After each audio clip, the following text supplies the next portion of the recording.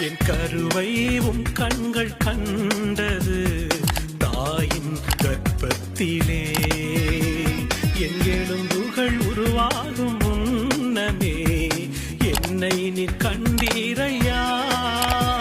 என் கருவை உன் கண்கள் கண்டது தாயின் கர்ப்பத்திலே.